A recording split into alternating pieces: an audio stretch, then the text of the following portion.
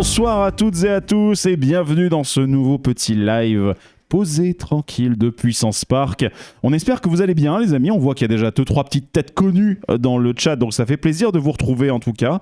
Ce soir bien entendu, on se fait un petit live d'actu, donc qui d'autre que moi pour faire la plante verte et Jean-Marc pour vous amener le meilleur des actualités. Oui, bonsoir puissantes et puissants, bienvenue dans cette émission d'actualité de mai 2024 au cours de laquelle on ne va pas parler de Voltron Nevera. Exactement, on va en parler un tout petit peu au début parce qu'il faut débriefer par rapport à notre épisode, mais après on parlera de tout le reste parce qu'il y a des gros trucs. Ouais, il y a quelques bricoles qui arrivent qui sont plutôt sympathiques. Bricole, dites-vous. Oui, parce que je veux pas survendre non plus. Il y a potentiellement un Extreme Spinning Coaster qui arrive et tu me dis que c'est une bricole. Ouais, c'est une petite bricole. Ouais. C'est une petite bricolounette, oui, c'est ça. Ouais, c'est... Bref, un RTH Shuttle sur 20, quoi. Du coup, merci Nico Ciné déjà pour ton abonnement, c'est super cool. 10e mois d'affilée. Oh, c'est déjà un ancien combattant. Exactement. Du coup, bonsoir, je vous paye le live sur Voltron, c'est normal en fait parce qu'on n'a pas fait de live. Il y a eu un petit couac, il y a eu un couacounet sur ce truc-là en fait. À la base, on était parti sur le fait, on va commencer par ça. Allez. Tant qu'à faire. C'est bien parce que c'est toi. Oui. Et c'est bien parce que c'est vous aussi. C'est bien parce que nous sommes là en fait, tout simplement. Voilà. En fait, tout simplement à la base, on vu qu'une partie de l'équipe était rendue sur Rust mercredi dernier. Pour le coup, c'était déjà il y a une semaine. On avait envisagé de faire un live en fait pour réagir à chaud, et quand on a vu la quantité de trucs qui étaient à évoquer et le machin, on s'était dit non on va juste parler de l'événement et un peu du coaster, on fera un gros épisode plus tard. Tu parles. Tu m'étonnes. donc finalement qu'est-ce qu'on a fait? On a switché sur un épisode et donc on a annulé le live. C'est pour ça on a fait l'épisode qui est sorti exceptionnellement le samedi. Donc ça vous a fait un petit bonus. Voilà, ce qui explique que la semaine dernière est sorti le vendredi la rediffusion du live de la fois d'avant et le nouvel épisode consacré, le 143, consacré à Voltron Nevera. Exactement, et puis merci Vador pour ton abonnement, et merci Couronea, et du coup vous avez déclenché un coaster de la hype, et ça fait plaisir. Oui, à 93% du coaster de la hype. Bon, on va pas traire la vache, c'est pas le but ici, mais bon, en tout cas, merci beaucoup. Un peu plus de 4 minutes, alors si vous voulez rajouter des liens à cette chaîne Link, ça serait pas mal du tout. Voilà. C'est appréciable, mais encore une fois... maillons, pardon, cherchez le mot, excuse-moi. C'est pas grave, oui, c'est... Mais bon, en tout cas, c'est très appréciable, on l'apprécie beaucoup, mais ne vous forcez pas, encore une fois, vous êtes une communauté, pas une banque. Voilà.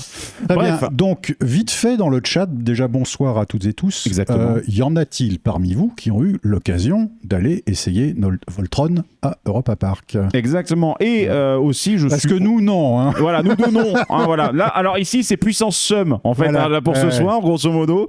J'ai fait l'ouverture de Voltron, j'adore. Tu m'étonnes, t'aimes Park, t'as dû te régaler. Du coup, pas de podcast ce vendredi. Non, en fait, ce vendredi, ce qu'on va faire, c'est qu'on va republier. On a décalé tout le planning de publication. On a switché d'une semaine parce que du coup, Voltron est sorti la semaine dernière et on n'a pas d'autre épisode.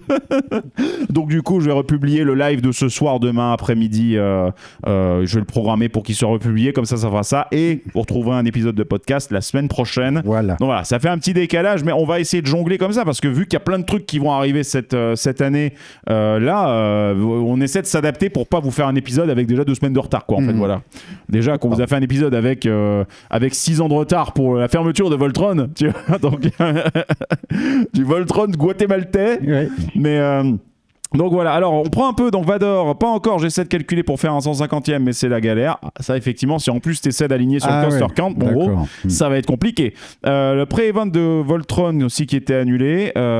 Oui, pour les casts, parce qu'il a fait pour les passes annuelles, parce que Voltron a fait un léger rollbackounais. Oui, effectivement. Oui. Bref, bon. Et ensuite, Julien Duparc. Bonsoir, monsieur. J'ai envoyé à Arbichaud des photos toutes fraîches des tableaux chez Niglo, prise hier, chantier des papillons, extension de la terrasse. Je pense que ça va finir sur le Discord, d'ailleurs. Est-ce qu'on ferait pas un petit shout-out pour nos amis du Discord, d'ailleurs? Tout de suite, allons-y. Comme ça, c'est fait, parce que tant qu'il y a du monde, voilà. Oui, viens à Grigny.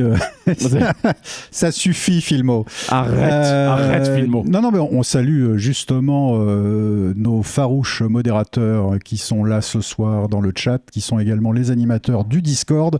Le Discord, c'est super, c'est la communauté. On est pas loin de 900, je crois, maintenant sur le Discord. J'ai pas l'accès, donc mais je te fais confiance, effectivement. Mais fais pas ton Calimero. Donc on est c'est ça, 800 ou 900 sur le Discord. C'est des mises à jour tout le temps, c'est des forums très très actif avec toutes les actualités qui sont relayées, plein d'animations, plein de jeux, un magazine hebdomadaire qui est le mercredi, je crois bien. Donc plein de trucs, des jeux. Alors tiens, j'en profite, des jeux. Oui, ouais, vas-y. Puissance forçable. Shameless plug, les membres du Discord m'ont demandé de travailler à un jeu très très difficile. Après m'être pas mal creusé la nénette, on était parti sur une idée qui finalement ne fonctionnait pas trop, donc j'ai trouvé une autre idée. Donc les gars, en fait, le jeu il est prêt. Donc j'en dis pas plus, donc c'est quand vous voulez. Si vous voulez en plus que je vienne l'animer, il faut qu'on s'accorde très rapidement sur la date. Voilà. Donc en même temps vous voyez c'est super parce que du coup on fait aussi nos petites annonces, nos petites annonces d'Intercom. Petites annonces en interne, mais c'est ça la synergie entre le Discord de notre communauté et l'émission et le podcast. Le département Discord est appelé par Jean-Marc sur la une. Le département Discord. Je tiens à préciser un truc. Comme c'est un jeu super difficile, j'amènerai un cadeau pour le gagnant. Ah, il y aura un cadeau. Il y aura un cadeau. Ça sent le morceau de Transdémonium, ça. Le cadeau qui vient de chez moi et que personne d'autre n'aura. Voilà, le truc unique. Mais je pense que ça va être chaud pour arriver à la Ouais, ça va être chaud parce qu'il y a des trucs, c'est vraiment dur. Il va y avoir du challenge. Ouais, il va y avoir du challenge. Il faut qu'on s'entende sur le côté technique, mais je pense qu'on va y arriver. Nickel. Bref, donc en tout cas, bah voilà, encore une fois, on remercie les gars qui gèrent le Discord parce que vous faites un boulot fameux et c'est super de vous avoir dans l'équipe. Donc merci beaucoup à vous, les amis. On enchaîne. Alors. Avant, on fait un petit SAV sur l'épisode de Voltron, encore une fois, parce qu'il est tout chaud. Vite fait, pas sur le gaz, mais sur l'électricité. Ah non, voilà, on est bien d'accord. Non, on parlera pas de Blue Fire qui, bref. Déjà, donc, on espère que cet épisode vous a plu. A priori, on a vu les chiffres, ça a l'air d'avoir plutôt bien pris, donc ça marche pas mal. Ça fait plaisir, je vous cache pas, parce que c'est vrai que c'était pas évident nécessairement d'enregistrer ça. Ça m'a permis de passer la barre des 3000 abonnés sur YouTube. Et ouais, on a franchi les 3K. Et franchement, c'est bon. On va pas aller faire une soirée comme EDB et CoasterTube. Oui, pas encore. On en reparle dans 2 minutes de ça. Mais en tout cas, merci beaucoup à vous pour les abonnements. Merci beaucoup à vous pour les vues. Si vous avez envie de reparler un petit peu de 2-3 trucs de l'épisode, des feedbacks, des choses comme ça, on est preneur, il n'y a pas de souci, c'est toujours un plaisir. On a essayé de faire quelque chose qui soit à la fois ancré sur l'événement, sur le feedback du coaster et qui soit aussi un peu instructif pour quand même que ça colle avec l'ADN Puissance Park. Donc voilà, absolument. Comme d'habitude. Je tiens juste à faire une petite précision. Petit truc. Parce que il y a eu 2-3 personnes qui m'ont signalé, qui ont un peu compris de travers une petite chose que j'ai dit. Sur la biographie de Nikola Tesla. Exactement, juste un petit point. Quand je dis que Nikola Tesla a pris l'une des premières photos radiographie rayon X, j'ai bien dit une des premières et pas la première. La première, c'est Röntgen, et c'est la femme de Röntgen qui a mis sa main pour... là, c'est le découvreur des rayons X. Tesla fait partie des premiers, d'accord. Röntgen, c'était 1895, si je me rappelle bien, au niveau de la date pour ça. Mais donc voilà, on est dans la même temporalité. Même temporalité. En tout cas, à Dubik qui propose qu'on se fasse un barbecue pour fêter les 3K. Eh bah, chiche. Eh bah ouais. Eh bah, chiche. Prochaine fois que tu passes pour un épisode, viens. On se fait un barbecue, puis peut-être que Jean-Michel Sénul... Dans le studio. Jean-Michel Sénul nous fera peut-être une fameuse côte de porc. Qu'est-ce qu'on en dit de ça, hein? Bon. Donc voilà. T'as pas voulu te divulgacher l'attraction, je comprends tout à fait. Donc mais t'as eu raison. Après, c'est pas une matière obligatoire non plus. Hein. On se disait avec Greg, c'est vrai que ça a été quand même le rush... les premiers jours d'ouverture, il y a eu quand même l'essuyage des plâtres, confère le petit rollback qu'il y a eu. C'est normal. Donc c'est sûr que quand tu arrives, que tu as fait, si on part de Paris, à peu près 500 km pour aller au parc et que le bidule marche pas, tu es un petit peu deg. Donc on s'est dit, on va attendre un petit peu que ça soit un petit peu éprouvé. Quoi. C'est pour ça que généralement, quand une machine ouvre comme ça, c'est toujours bon d'attendre 1 mois, 2 mois, le temps que les plâtres soient essuyés en bonne et due forme. Et comme ça, vous êtes sûr de vous. C'est normal. Mais on n'allait pas non plus gâcher cette occasion. Donc on remercie encore une fois l'équipe d'Europa Park qui a invité certains membres de notre équipe. Exactement. Voilà. Merci beaucoup Sébastien en tout cas. Voilà. C'était très cool de penser à nous pour ça et franchement ça fait chaud à notre petit cœur sans compter qu'il y en a 3 qui se sont fait retourner allègrement le cœur. Mais bon. Donc franchement c'est cool. Donc voilà. Donc bref. Continuons parce que justement on a évoqué la soirée de DB et de Coaster Tube. Peut-être commençons par ça si tu veux. On va commencer par ça parce que ça a été annoncé. Ils l'ont annoncé officiellement aujourd'hui à 18h30, donc on est le 2 mai. Exactement. Donc jeudi 2 mai. Depuis quelques jours, Erwan et Étienne nous teasaient sur quelque chose qui allait être annoncé le jeudi 2 mai à 18h30. Ça y est, c'est annoncé. EDB et Erwan fêtent leur... Alors pour l'un c'est plus de 50 000 et l'autre c'est doit avoir, je sais plus, je crois qu'il a tapé 70, les 100 000, 75, les 100 000, non je crois qu'il est... Coaster Tube, non, peut-être pas. Non, je vais regarder, non, si tu veux, je check en attendant. Bon, check en attendant. En tout cas, cette soirée, c'est une super soirée qui aura lieu à Walibi-Rhône-Alpes le 15 juin prochain, de 19h à minuit. Pour y assister, en fait, vous allez sur les chaînes de nos camarades, Coaster Tube et EDB Attraction. Il y a un lien pour aller s'inscrire et les participants seront tirés au sort. Voilà, exactement. Et c'est cela dit, vous êtes invité sur le parc. Après, c'est à vous de payer le transport jusqu'à Walibi-Rhône-Alpes. Exactement. Et surtout, c'est à vous de faire attention de ne pas vous gourer de route parce que sinon, c'est le transport plus 4 points. Ouais, c'est ça. Et vous vous retrouvez au milieu des champs, de l'autre bout du parking, et vous ne savez pas comment rejoindre le parc. Suivez bien votre GPS, les amis, d'accord Alors, du coup, McFly et Carlito, ils ont dû sortir la vidéo. Ils chain ride Toutatis. Oui, il me semble. J'ai vu passer la miniature. Parce qu'en fait, on avait une information par le parc Astérix que cette vidéo avait été tournée pour le coup, mais on savait pas trop quand est-ce que ça va sortir. Donc là, putain, déjà Goudurix, c'était Lombert The Ride. Ça c'est trauma crânien. The Experience. Mais ensuite, Toutatis, le Chain Ride, je sais pas à combien de nombre de rides ils ont dû monter, mais pour le coup, il y a moyen que ce soit violent. Dégustation de piment brut, quasi décès de McFly. Je pense que ce n'est pas la vidéo que l'on recherche.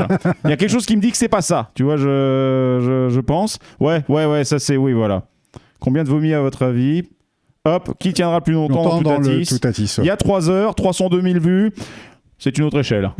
C'est 2 salles, 2 ambiances. Voilà. Exactement, ouais. Mais en tout cas, c'est bien. Intamin va être content. Ça va leur faire une bonne pub avec ce truc-là. Sans compter que là, il est intense, celui-ci, pour le coup. Bref, en tout cas, écoutez, on regardera tout ça. Donc McFly et Carlito, c'est fait. EDB et Coaster Tube, c'est fait. Donc 15 juin 2024, vous suivez les liens sur leurs réseaux sociaux respectifs. Exactement. Pour vous inscrire et tenter le tirage au sort. Moi j'avais juste 2 petites news qui sont arrivées aujourd'hui et que j'ai pas eu le temps de mettre en image ni quoi que ce soit. La première chose, c'est qu'à la fin du mois de mai, le parc Emerald Park, qui est à environ 1 heure de Dublin en Irlande, va ouvrir un combo Vekoma d'un Junior Boomerang et d'un Suspended Thrill Coaster, un peu semblable à ce qui a été fait à Trips Drill. Donc Al Supercopf ne va plus être unique au monde. Non, il ne sera plus unique au monde. Et puis news de ce soir, c'est que la Gyrodrop de Tibidabo à Barcelone en Espagne, l'assemblage est terminé. Ils ont fait le topping aujourd'hui. Ils ont mis la partie supérieure. Alors c'est vraiment le topping, j'imagine tellement qu'ils mettent une grosse cerise, c'est en haut du... Avec un chantilly. Attendez, on met le nappage chocolat. Voilà, superbe. Donc c'est vraiment la toute petite sœur du donjon de l'extrême de Nigloland, puisque Nigloland tape à 100 mètres, je crois, à peu près. Un peu plus. La tour de Tibidabo fera 52 mètres. En revanche, Tibidabo étant construit sur une petite montagne, je pense que la vue sur Barcelone sera pas dégueu. Il y a moyen qu'effectivement, là, tu peux compter la hauteur au-dessus du niveau de la mer, là, pour le coup, parce que tu la vois à la mer. Donc je pense, c'est vraiment la petite sœur, puisque c'est effectivement une tour fun time, comme celle de Nigloland. Nickel. Voilou. Alors, puisqu'on parle de travaux, justement, on parle de travaux, on va balance la une, tiens, mon cher Greg. C'est parti pour la une, effectivement. C'est parti pour la une. On va pas mettre TF1, non, mais on se met la première image de ce soir, parce qu'effectivement, il faut qu'on parle un petit peu d'un constructeur, mais qui construit pas des coasters, mais qui construit ses buildings là pour ses bureaux. Voilà. Parce que ça y est, le premier coup de pioche a été donné pour le futur campus de Vekoma à Vlodrop, aux Pays-Bas. Donc Vlodrop, c'est vraiment la ville dans laquelle est installé Vekoma depuis les origines. Oui. C'est pas très loin, c'est dans la partie un petit peu en péninsule des Pays-Bas, qui est pas très loin de la frontière allemande. On va peut-être aller en pèlerinage un jour là-bas. Ah oui, c'est rigolo à visiter. Peut-être déjà les 2 fois, moi. Peut-être un jour en pèlerinage convié. Peut-être. Wink, wink. Clin d'œil complice. Clin d'œil. Donc voilà, en fait, ce qui se passe, c'est que l'endroit où ils étaient installés à Vlodrop, il commençait un petit peu à être à l'étroit, parce que Vekoma, depuis quelques années, c'est un petit peu sorti les doigts, sort quand même des machines extraordinaires, ont des commandes de plus en plus importantes. Tu vois, ça fait quand même très très longtemps qu'ils ne se contentent pas de simplement copier ce qu'avait originellement fabriqué Aerodynamics. Exactement, oui. Donc, ils ont besoin de place. On peut dire que l'élève a dépassé le maître depuis bien longtemps, parce que quand on voit les tueries qui te sortent maintenant, les Coaster, Fly, tous ces trucs-là, ça donne envie, les petits SFC, les STC. Ne serait-ce que le petit Orochi. Un petit Orochi au parc du Bocas aussi. C'est bien d'avoir salut au passage. Ça fait du bien d'avoir du Vekoma Next Gen justement chez nous aussi. C'est cool, c'est d'une l'année prochaine, le train de la mine à Winoland. Exactement. Voilà, absolument. Donc, Vekoma était à l'étroit sur son terrain, parce que sur le terrain, c'était vraiment la grosse usine, la grosse industrie. On sent que c'était jadis l'endroit où on fabriquait des machines-outils et des trucs comme ça pour l'agriculture, voire des morceaux de plateformes pétrolières. Ils ont fait ça aussi à une époque. Hein. Ils mangeaient à tous les râteliers. Non, mais ils ont eu le bon tuyau de passer sur les coasters, quoi, tu vois. Donc le truc, c'est qu'en plus, sur le site même de l'usine, en 1990, il y a eu un gros incendie. Donc depuis 1990, ils occupent quand même des préfabs pour faire les bureaux et l'administration. Bon. Donc, ce qu'ils se sont dit... Non, mais Algeco est bien, quoi, tu vois. Mais Algeco est ton ami, mais au bout d'un moment, c'est vrai qu'il fait quand même pas super beau, toujours, là-bas. En fait, c'est ça le problème des premiers Mark 2200, c'était pas un problème de conception, c'est qu'il faisait trop froid dans les bureaux. Merde. Donc, ça y est, donc ils construisent un campus, donc une toute nouvelle partie, je vous montrerai sur le plan de la ville après, où ça va se trouver. Ouais. Là, ce qu'on voit, en fait, ce qui se passe, c'est qu'ils vont complètement déménager tout ce qui est administration, bureau d'études, stockage des pièces détachées, et ne va rester sur le terrain historique que la fabrication du rail et le stockage du rail avant le dispatch chez les clients dans les parcs d'attractions. D'accord, donc oui, l'assemblage, en gros l'empaquetage final. Grosso modo, ils vont presque doubler leur superficie de production. Ça se comprend. Ce qui est quand même plutôt cool. Et on peut passer à la photo suivante si tu veux. Oui, donc ça, c'est la photo de l'équipe qui... Regardez s'ils sont pas contents. Ils sont très contents de lancer les premiers coups de pioche. Ça y est, c'est parti cette semaine. En fait, ça fait il y a 3-4 jours que le chantier a démarré. Donc, on va regarder tout de suite la vue aérienne de Vlodrop. Bien sûr, voilà Vlodrop. Alors, voilà Vlodrop. Donc, j'ai centré en fait l'usine Vekoma. Au centre de la carte, vous voyez... un terrain industriel avec un très gros hangar. Mince. Oui, si tu l'enlèves de l'image, effectivement. C'est pas ça, c'est que Nainai a fait hop, oui, non. Donc on va rester là-dessus. Pile poil au centre de cette image, il y a un gros terrain industriel avec un très gros hangar qui est en haut à droite du terrain. Décidément. Là, c'est toute la chaîne de fabrication. Voilà, c'est bon, j'y arrive. Voilà. Désolé, excuse-moi. Et le nouveau campus, en fait, donc, ne va rester à cet endroit-là que la fabrication et le stockage du rail. Et le nouveau campus va s'installer sur des terrains qui sont un peu plus au sud. Alors, c'est sur l'ancien terrain de foot de Vlodrop, qui n'a plus de terrain de foot. Il y a une équipe qui va faire la gueule. Il y a des champs tout autour, parce que c'est une région quand même très très agricole. Ouais. A priori, si je ne dis pas de sottises, vous voyez, en bas de la carte, il y a toute une zone qui est ceinturée d'arbres. C'est par là que ça va se passer, les nouveaux locaux du campus de Vekoma. Il y a fort à parier, effectivement, oui. Voilà. En tout cas, très, très sympathique, en tout cas. Puis très curieux un jour d'aller jeter un petit coup d'œil à Vlodrop, mine de rien. Parce que, alors moi j'étais allé la première fois en 90 ou 91, je sais plus. Ils étaient en train de terminer le Gadget Go Coaster pour Disney Toontown. Il y avait les petits wagonnets en forme de gland. Les petits wagonnets en forme de gland. J'y étais retourné ensuite.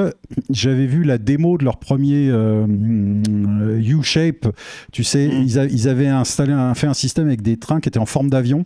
Ouais. Et les trucs montaient à la verticale, se retournaient et replongeaient. Voilà. Ouais. Donc j'étais allé voir fonctionner le prototype. J'avais malheureusement pas pu l'essayer parce qu'ils n'avaient pas obtenu l'autorisation. Mais ça m'avait permis aussi de visiter la fabrique des rails. Et à l'époque, c'est rigolo parce qu'ils bossaient au fil à plomb, quoi. C'est-à-dire qu'ils avaient les plans de Haro. Ouais. Les gars... C'était quelle année ça Entre 90 et 92. Ok, oui. Mais c'est justement... 90, c'est lorsque tu as vu sur un écran d'ordinateur... sur un écran d'ordinateur, un curieux, un manège dans le noir qui était dans un cône. Et dit, ça, j'ai pas le droit de te dire ce que c'est. Ouais, oui, ça va. Je te crois. Oui, bien sûr. Oui. C'est marrant, c'était en AutoCAD, donc c'était que du fil de fer. Mais tu reconnaissais tout de suite ce que c'était. Bien sûr, tu m'étonnes. Non, en revanche, ce qui était drôle, c'est quand j'avais vu la fabrique des rails, il y avait ils étaient en train de fabriquer un élément un peu de corkscrew, donc il y avait un rail un peu tordu comme ça. Il dit ouais, on utilise la haute technologie. T'as vu, on a des ordinateurs de pointe, donc les ordinateurs de pointe d'il y a 35 ans, effectivement. Ouais, mais oui, mais... Et donc, ils avaient reproduit le plan à la craie sur le sol. Putain. Et c'est con que t'aies pas des photos de ça. Je mettrais tellement ça en cours de prototypage. Le rail était cintré, etc., soudé, etc. Et puis, il y avait des fils à plomb. Tu regardais les fils à plomb, ils n'étaient pas du tout dans les repères. Ce qui explique peut-être le fait que bang, bang, bang, bang, bang. Il y a quelques petites babafs. Mais bon, heureusement. Fort heureusement, ils ont fait des progrès considérables et c'est quand même un des meilleurs constructeurs du monde maintenant. Oui, aujourd'hui, ils ont fait des progrès considérables. Maintenant, ils utilisent un laser pour projeter sur la craie. Donc, c'est bon, il n'y a pas de. Non, on déconne. En plus, Vekoma. Putain, oui, vu ce qu'ils font en ce moment, j'ai vraiment envie un jour de pouvoir parler avec des gens de là-bas, hein, clairement, parce que c'est vraiment impressionnant et ces changements stratégiques, c'est toujours assez passionnant de voir une entreprise se changer. On m'appelle Marcel, entre modernité et tradition. C'est ça. Ouais, maintenant, il y a les coasters AOC, tu sais. C'est ça, oui, exactement. Oh là là. Mais en tout cas, non, bah... Appellation d'origine de la claque, c'est ça, non. Mais en tout cas, oui, c'est le même avec Batman, tu sais. Ah oui, exactement. En fait, Batman travaillait chez Vekoma. Non, mais c'est Batman BA2TE, tu vois, c'est pas le même. Oui, c'est bon à tirer en fait. Exactement, voilà, exactement. Donc non, mais en tout cas, dans Batman, il y a BM aussi, donc. Oui, bien sûr, ouais. oui, bien sûr. Mais bon. On enchaîne. Je crois qu'on est parti un peu loin. Moving on. Effectivement. Okay. Mais non, en tout cas, oui, ça fait du bien de voir un peu ça pour eux. Puis bon, on leur souhaite que ça se termine vite et puis qu'ils puissent nous sortir de belles nouvelles machines avec tout ça. Comme dit le Parconaute, ça me trigger tellement ce nom, Lèche Coaster. Effectivement. Non, faut du goût pour le faire. Bref. Oui, merci Julien. Effectivement, il n'y a pas Expo Europe cette année, a lieu à Amsterdam du 24 au 26 septembre. Ah tiens, ça c'est bien. C'est à proximité. Amsterdam, c'est quelques heures de Thalys. Oui, même techniquement, c'est 6 heures en bagnole, hein, donc ça se fait. Hein. On peut placer des petits points d'intérêt sur la carte. Un petit arrêt à Plopsaland, un petit arrêt à Efteling. Hein, voilà, ça c'est 2-3 jours. Bon, voilà. Allez. Super. Alors, battle d'origine d'origine contrôlée, absolument. Exactement. Bref. C'est cool. Bref. Traversons l'Atlantique. Exactement. Traversons l'Atlantique parce qu'il s'est passé un truc vraiment intéressant. Oui. Ce qui se faisait assez peu jusqu'à présent, c'est-à-dire que souvent dans les parcs américains, les visiteurs étaient consultés pour le choix d'un nom, par exemple, d'une attraction. Ils étaient rarement consultés pour le choix d'une attraction. Ouais. Et c'est ce que vient de faire Cedar Fair, le groupe Cedar Fair, pour les futures attractions qui arriveraient à Carowinds, à Kings Island et à Cedar Point. Et il y a de la dinguerie. Il y a un peu de la dinguerie. Alors, parmi les attractions qui ont été proposées aux visiteurs, il y a effectivement celle-ci, dont tu peux afficher l'image, qui est un Family Coaster, qui serait parmi les plus longs Family Coasters du monde. On tape les 4500 pieds, c'est-à-dire 1,5 km. On est dans la catégorie Big Bear Mountain d'Hollywood, donc... On ne sait pas exactement qui est le constructeur. Ça pourrait être du Vekoma, d'autant plus que il y a un rendering, que vous voyez l'image en haut à droite, c'est des trailers, les voitures. Et ça, c'est souvent un truc que fait Vekoma sur ses Family Coasters. Donc c'est possible. Cela dit, pourquoi pas Intamin non plus. Hein. Mais on sait que Cedar Fair un petit peu fâché avec Intamin. Donc c'est pas impossible que ce soit Vekoma, d'autant plus que ce sera un shuttle. Ouais. Donc imagine 1500 mètres en shuttle, c'est 3 km d'expérience. Ouais, je serais curieux de voir s'ils font ça sans système de relance. 3 launches. Donc, il y aura 3 launches système de relance. Donc ça va monter à 80 et quelques km/h. C'est con, limite de faire un truc aussi long et finalement que ce soit pas un boucle fermée parce que ta capacité elle va quand même être nulle. Quoi. Même avec double station peut-être. Je pense qu'ils vont trouver un système. Hein. Mais bon, je pense qu'ils vont trouver un système quand même. Mais bon, voilà. Alors ça c'est une première proposition. La proposition suivante. Deuxième proposition, effectivement, c'est un truc un peu plus plongeant. Alors. Ils ont pas peur de se mouiller, même on va dire. Ouais. Donc ce serait un très gros water coaster. Ah oui, je pensais que tu parlais du 12, mais non, effectivement. Ah non, effectivement, le 12 est avant le 13. Bon, on peut parler du 13. Il y a un très gros water coaster de chez Mack. Qui est pressenti. Donc, encore une fois, ce sont des renderings. On ne sait pas si le manège 1 sera choisi et 2, s'il ressemblera exactement à ce qui a été proposé. Effectivement. Donc voilà, là, on voit, il y a un rendering où il y a quand même 2 bateaux, trains, voitures, Véhicules, on va dire, ouais. machin, qui se croisent. Truc qui roule. Mais Donc, Hamas pas mousse. Voilà. Hamas pas mousse, absolument. Et on a une interaction. Et puis, il y a les pompes pour faire de l'eau, c'est super Et joli. c'est super joli. C'est super joli, voilà. Allez, elle paye la gueule de la pompe parce que déjà là, ça a l'air d'envoyer sévère. Donc oui, là, on aurait donc un super water coaster Mack éventuellement qui serait potentiellement là. Voilà. On a également une dive machine Alors, BM. c'est ça qui est plongeant. Donc, il y aurait une grosse dive machine B&M, donc ambiance Chikra, Griffon, etc. Ouais, tout à fait. Donc, imaginez Baron, mais en plus gros. C'est ça. Voilà. Bah, il faut dire ensuite, c'est quoi la dive machine BM qui est ouvert là aux États-Unis il n'y a pas longtemps avec Iron Menace. Oui, merci. Voilà, effectivement. En plus, ça ressemble un peu au niveau du. Alors, du color scheme, celui-là pourrait taper les 100 mètres de haut. Oh putain. Donc, no Greg allowed. Voilà. Non, c'est ça, mais ça y est. Tu sens qu'ils ont été titillés par les gars de Kidia, donc ça y est, il faut qu'on commence à faire remonter les trucs. Voilà, donc une petite centaine de mètres de haut. Hein, moi, je trouve que c'est sobre et de bon goût. Oui, voilà. Effectivement, oui. Donc, dans les trucs qui mouillent aussi, on a un autre truc normalement aussi. Alors attends, je réponds Superflume. tout de suite à Theme Park Suisse. Non, c'est pour les parcs Cedar Fair, c'est-à-dire Kings Island, Carowinds et Cedar Point. Voilà. Donc, qu'est-ce qu'on a ensuite ? Eh ben, on a alors un Superflume, un Superflume qui est proposé par Whitewater.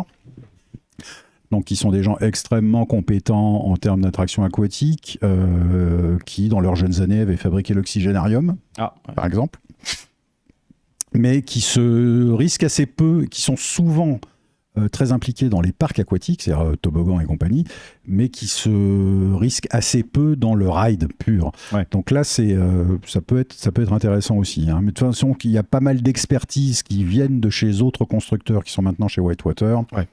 Donc le principe du Superflume, un premier lift, une plateforme rotative avec une drop en arrière à double bosse, un petit parcours en arrière, une nouvelle plateforme rotative, un lift et une très grande chute. Voilà. Bon, à voir ce que ça donnera pour le coup. Maintenant, c'est pas l'un ou l'autre. Peut-être que l'un ira dans un parc, l'autre dans un autre parc. Hein. Pour l'instant, on n'en sait rien. Ça se trouve effectivement, ils vont faire une Oprah Winfrey à la fin en mode You got a coaster, you got a coaster, c'est exactement ça. You got a coaster. Donc oui, alors ça peut arriver, donc on verra bien. Il y a autre chose aussi, on a parlé de Vekoma. Bon là, en avéré, il y aurait potentiellement un tilt aussi qui pourrait. Voilà, et Greg est en PLS. Ouais. Bon, bah écoute, fait chier, quoi, tu vois, mais bon, c'est pas grave. Hein, Oui, parce qu'on va dépasser les 30 mètres de haut, là. Hein. Oui, non, mais je pense que même le suivant, j'étais en PLS dans tous les cas, vu ce qu'ils avaient annoncé, et ça fait chier, parce que pourtant, c'est un type d'attraction que j'aime bien. Hein. Oui. Parce que bon, la question, j'aime bien la question qu'ils ont dû se poser en brainstorming, c'est ok, très bien. Alors, on a fait ça, puis on a fait ça, et on a fait ça. Et maintenant, qu'est-ce qu'on va faire ? On n'a qu'à tout faire en même temps. On n'a qu'à tout faire en même temps. Qu'est-ce qui se passerait si on prenait Ride to Happiness et qu'on le mélangeait avec un boomerang avec un LSM à l'envers ? Bah, ça donnerait ça. Ça donnerait ça, c'est-à-dire un projet de shuttle coaster extreme spinning de chez Mack. Ça, alors ça, je dois avouer que je kiffe. Ouais. Il fallait bien sûr qu'ils aient foutu le gros drapeau américain en haut en mode c'est nous qu'on a le plus gros. Ouais, c'est ça, gros launch, une grosse partie en hang time. Ah oui, puisque le rail sera inversé et toi aussi du coup. Et toi tu te fais launcher en plus en même temps, t'as des LSM sur ce truc là. Quoi. Et non, ça c'est la grosse dinguerie, ça j'adorerais que ça existe. Ouais, c'est ça, Camoulox. Tout à fait, Parconaute. Camoulox, c'est. Non mais bon, c'est bien de se dire qu'à la limite ils sont vraiment dans la dèche, ils ont dû récupérer une plateforme pétrolière parce qu'ils veulent refaire un truc en plein centre avec tous les. Putain, ouais, ça c'est. C'est Valourec qui va être content, tiens. Non, mais bon. ce serait vraiment incroyable. Franchement, ce serait vraiment incroyable. Et en tout cas, moi, c'est le projet que je kiffe le plus. Hein. Mais bon, c'est particulier quoi. Ouais. On va tout faire. C'est ça. On met tout dedans et puis faites pas chier. Voilà. La seule chose qui manque, c'est qu'à un moment on va mettre toutes les options. C'est super joli. C'est ça. Non, mais c'est. En plus, ils vont rajouter des pompes avec des fontaines d'eau sur le truc. Non, mais ils se sont pris pour le train. Ils se sont pris pour Fantasyland Ouais, quoi. En fait, ça. ils ont pris. Non, mais on veut tout. Comment ça, le tout ? C'est la seule chose qui manque, c'est qu'à un moment le stall il soit sur des câbles, que ça descende dans le lac, que ça s'immerge et que ça remonte. Tu vois, ça fait free fall drop. Ah oui, quand tu fais sauter l'élastique, tu peux demander à avoir la tête dans l'eau, tu sais. Non, mais bien sûr, voilà. Non, mais bien sûr. c'est la seule chose qui manque, tu vois. RTH ça vibre par contre, Jean-Marc. Non, le train 2 de RTH vibre, pas le train 1. Donc il y a un petit problème de réglage sur le train 2. Mais une petite oui, Valraven, c'est oui, effectivement, Valraven, c'est bien, c'est une dive, oui. Ouais, c'est ça. Donc effectivement. Ouais, donc voilà, kiff. Ouais, gros kiff. Ouais, donc je comprends. Affaire à suivre. Ok, on suivra ça. Trop bien. Me concernant, je pense que ça va faire encore des superbes photos pour ma part. Mais oui. c'est tout, ça va être... Oh, c'est joli. On te racontera. Très bien. Oh, il y a un hot dog. Allez, c'est parti, je vais manger. Non, enfin voilà. Mais bon, en tout cas, il y a quand même du lourd qui s'annonce avec ce petit sondage. C'est bien, on voit au moins ils impliquent la clientèle directement dedans. Alors, en fait, à mon avis, oui, ça risque de sentir la dinguerie du style, vous savez, en fait, on va tout faire. Hein. Ouais. Non, mais c'est... Je le sens venir. C'est gros. Puis en plus... Faut pas oublier que maintenant, Cedar Fair, c'est aussi Six Flags. Donc, tout à fait. Alors, autant Cedar Fair, ils ont la capacité d'investissement de se lancer dans du prototypage comme ça. Oui. Qui est du faux prototypage, puisque Mac maîtrise toutes les technologies impliquées dans le truc. Le truc, c'est qu'on appelle prototype le premier exemplaire, mais ce n'est pas un prototype. Un prototype, c'est ce qui vient avant de fabriquer le vrai truc. Voilà, voilà. Donc Mac sait faire, donc nous on leur fait confiance, Dodge Qualitat, tout ça. Donc peut-être les gros flagships du côté de Six Flags pourront aussi récupérer des éléments de ce sondage. Très certainement. Dans tous les cas, un sondage comme ça permet de tâter le terrain, de voir un peu quelles sont les attentes des gens. Même si c'est pas faire ces projets-là en soi, peut-être récupérer certains trucs. Ok, les gens veulent du spin. Ok, on va peut-être faire un peu plus de trucs spinnés. Après tout, même simplement dupliquer un RTH là-bas, ça serait pas déconnant. Hein. Oui, parce qu'il y a que Time Traveler à Silver Dollar City. Et Time Traveler est un peu mou de ce que j'en ai vu sur les launchs, il est mou. Quand même bien. Non, mais par contre, t'as vu la vitesse des launches, quoi. Ouais. On dirait, je veux dire, Slinky Dog Dash Speed, Dash à côté, il va limite plus vite au niveau du launch. C'est particulier. Quoi. Alors, ces propos n'engagent que Greg. Hein. Non, je déconne, bien entendu. Mais quand même, oui, ça fait un peu bizarre à voir, quoi. Alors que quand tu vois RTH. Ouais. Quand tu vois Volt. Non, on a dit qu'on parlerait pas de Voltron.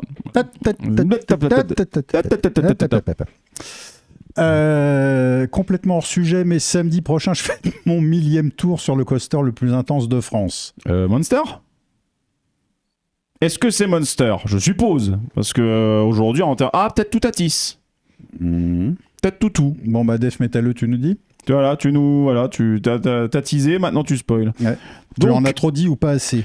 Justement, parlons d'un endroit où il n'y a pas de... oui, mais oui quoi ? Oui, c'est Toutatis ou oui, c'est Monster ? Oui, c'est oui. Voilà. Oui. Parlons d'un endroit où il y a des machines les plus intenses de France. Ah, c'est The Monster, donc c'est bien ça. Ah, d'accord, super. Comment va-t-il, The Monster, d'ailleurs Les mecs qui disaient que RTH y vibre à côté, je suppose que... Monster, il envoie du pâté. Il envoie du très très lourd. Moi, je ne l'ai pas fait depuis qu'il est installé en tant que The Monster en France. Je l'avais essayé en tant qu'Orochi à Expoland à Osaka. Mais effectivement, Monster est plus intense que Toutatis. D'accord, ok. Mais il reste confortable quand même. C'est du bien-aime. Dis pas ça trop fort, McFly et Carlito vont aller tourner une vidéo dedans. Tiens, allez. Mais alors, est-ce qu'il réussit à garder ses claquettes le plus longtemps possible sur The Monster ? Voilà un défi qui serait intéressant. Qui a réussi à garder sa mâchoire le plus longtemps possible sur The Monster. Alors, est-ce qu'on parlerait pas justement d'un endroit où il y a des attractions extrêmement violentes et intenses, c'est-à-dire Disney ? Ah, absolument. Alors, non, oui, parce que ça, c'est quand même, je vais dire, la news de l'espace. Oui. Merci pour le segue. Je t'en prie, il n'y a pas de souci. Voilà, donc on peut balancer l'illustration générique. Bien sûr. L'illustration générique, c'est ça. C'est que est revenu sur le tapis le projet d'un Space Mountain de movie. Ouais. Whisky Tango Foxtrot. Bien joué.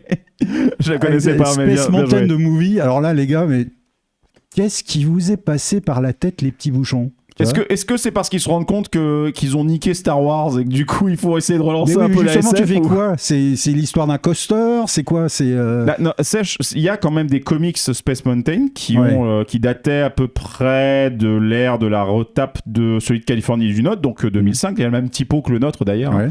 Mais c'est l'histoire d'adolescents qui partent dans l'espace, un truc comme ça. Ça reste du Disney Channel+. Donc ça va être, comment ça s'appelait, Space Camp, ce genre de truc. Donc dans l'esprit. Maintenant, on va voir. Là, on ne sait absolument pas ce qu'est ce projet-là. J'espère que ce sera sérieux. Le seul détail qu'on connaisse, en fait, ce sont les porteurs du projet, qui sont Josh Applebaum et André Nemec.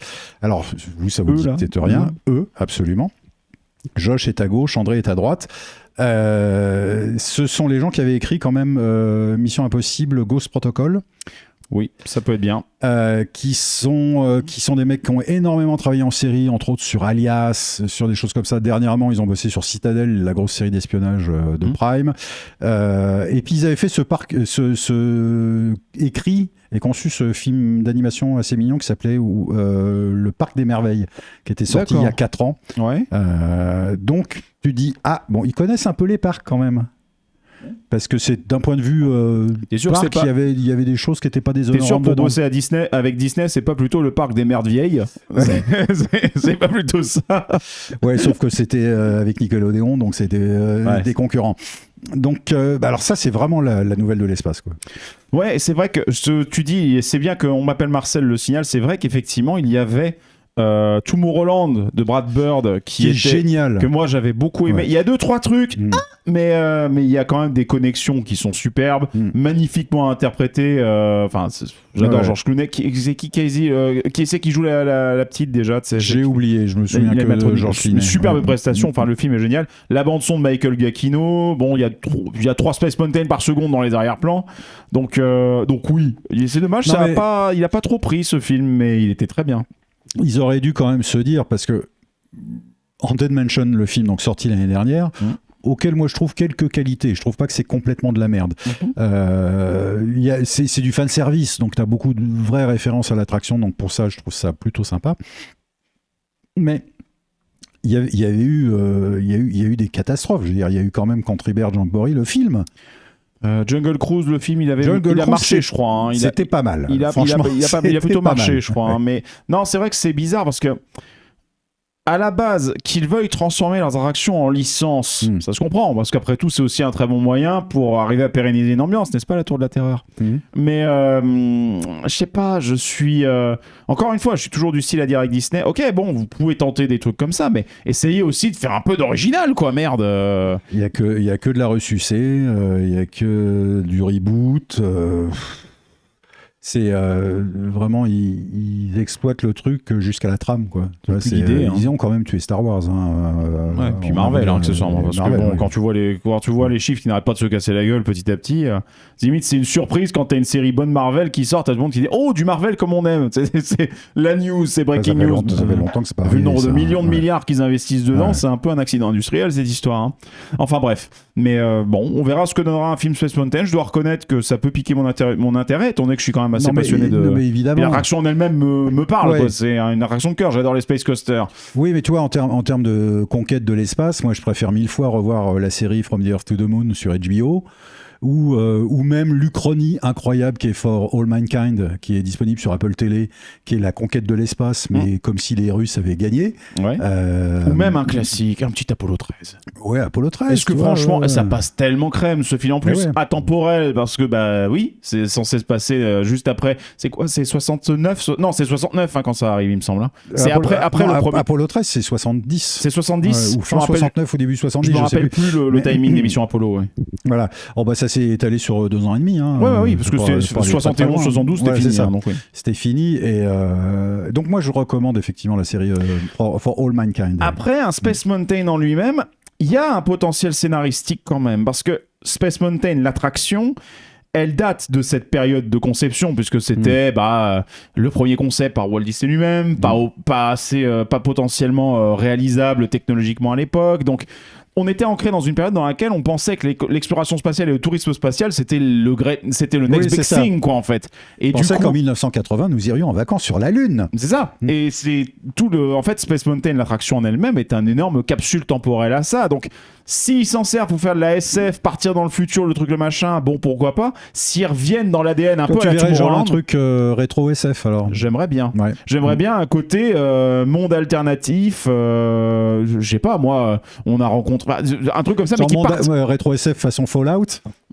Peut-être. Ouais. Un truc un peu dans l'esprit là, mais effectivement pas ancré à aujourd'hui. Vraiment dans le côté, il y a un dispositif incroyable qui permet d'envoyer les gens pour le tourisme spatial, ou bien on redécouvre ce truc-là. En fait, ça marchait pour de vrai. Enfin, tu vois, je sais pas s'il y a moyen peut-être de le faire comme ça, mais il y a un potentiel intéressant. Encore une fois, par toute l'histoire réelle qu'il y a derrière, qui est que bah oui, quand les Ricains sont allés sur la Lune, les premiers, ils avaient un peu gagné la bataille de l'espace, donc les budgets, on n'en a plus rien, grand chose à foutre. Et les spaghettis, enfin le public, on a Le plus choc grand chose à pétrolier, faire. tous les trucs là, enfin voilà. Effectivement.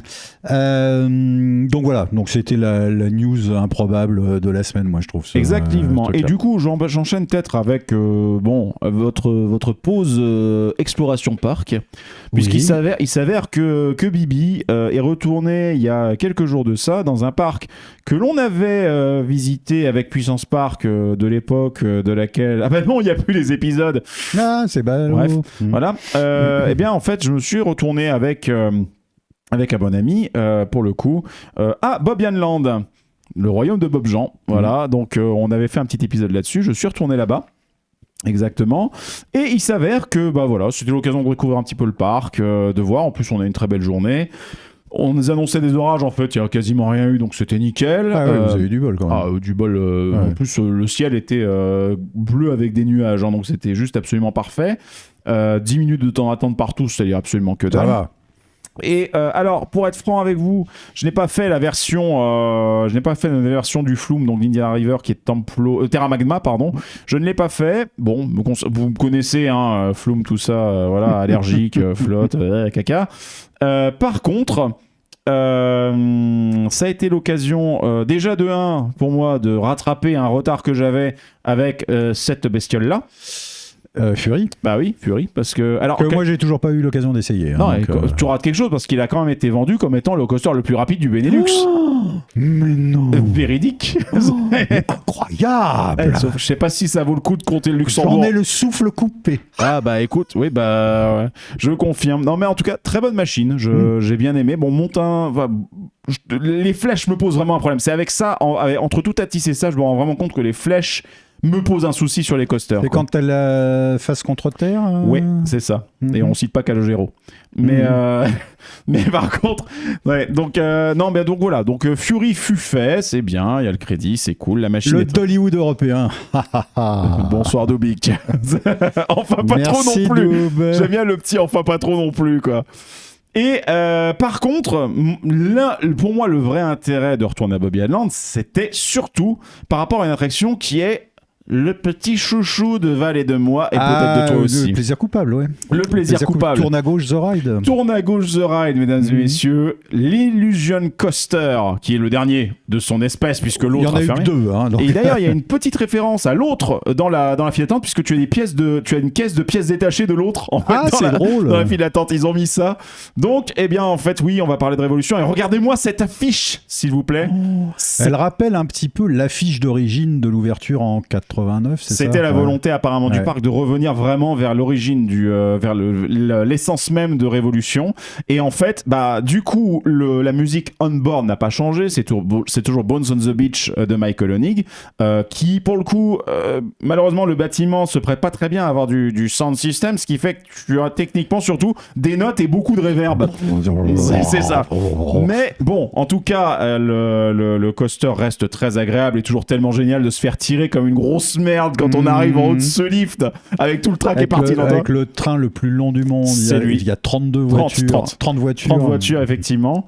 Mais surtout, là où il y a eu une modification majeure sur Révolution, c'est sur son décor. On va pas parler de théma, effectivement, mais ils embrassent plus le côté voyage dans le temps, puisque déjà la file d'attente intérieure, il y a un endroit impropre avec un personnage déguisé et un écran qui te liste les statistiques de Révolution, mais genre expérience scientifique de voyage dans le temps. D'accord. Donc tu vois le parcours, tu vois les véhicules, etc. Donc c'est cool. C'est cool. Une petite initiative de théma et de storytelling. Ouais. Exactement. On a également des écrans de safety warning qui ont été retémés, qui sont habillés, qui sont à la charte graphique commune de tout le truc, donc c'est sympa. Des éléments de lumière qui sont synchronisés avec le départ du ride, même dans la file d'attente. Bon, on va pas se taper le cul par terre, hein. C'est une bande de LED adressée, mais c'est déjà ça. Mais surtout la gare qui, n'a pas beaucoup changé en termes de look, mais qui désormais a un petit light show DMX, pas piqué des hannetons, avec des grosses oscillations orange. D'ailleurs, on va faire un truc, c'est qu'on va mettre, j'ai récupéré la vidéo de Loopings, histoire que l'on voit un petit peu ça. Et me concernant, je dois reconnaître que je suis assez, voilà, j'aime beaucoup l'ambiance de ce genre de truc où tu te dis, encore une fois, c'est bien, du rétro-futur. ça permet de faire passer le bac acier pour de la théma dans ce cas-là. Ah mais totalement. Tu vois, en fait, il y a encore une fois, voilà, ce n'est pas, c'est sans prétention comme truc. Ce qui est génial, c'est que du coup, dans une théma comme ça, même un conduit rouillé ou percé, ça marche en fait. Tu vois, ça serait fantastique. Mais donc voilà, donc on a quand même, il y a 2-3 petits efforts qui ont été faits, qui sont sympas. Mais surtout, il y a un truc qui m'a fait tiquer. Ah. Parce que il y a pas que le light show qui a été ajouté dans cette gare, il y a également de la musique.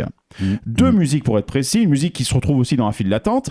Mais dans la gare, lorsque le train est dispatché, il y a également une autre musique qui couvre un petit peu celle qu'on entend à bord, enfin puisque dans le dôme t'as tout qui est à fond la caisse. Hein. Ah ouais. Et du coup, on se disait, mais c'est sympa cette musique, là, c'est sympa. C'est dans l'esprit de Bones on the Beach, donc des grosses tables de synthé, un clic-clac régulier qui arrive pour marquer le côté voyage dans le temps. Et tout. Un air gay, chic et entraînant. Oui. Exactement. Non, mais en vrai, il y a quelque chose d'un peu sympa, posé, calme. Et je me disais, merde, j'aimerais bien me la procurer cette musique parce qu'elle est vraiment bien.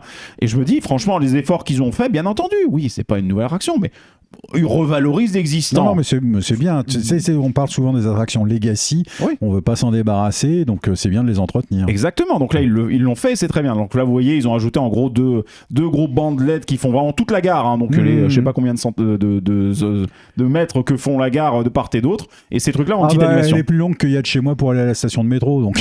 Ah oui, tu m'étonnes. Alors sans compter qu'en plus dans Révolution, ce qui est génial, c'est que l'une des parties les plus intenses du parcours, c'est quand le train, t'es dans les premiers wagons et que tu prends le premier virage de la station parce que t'es encore à fond.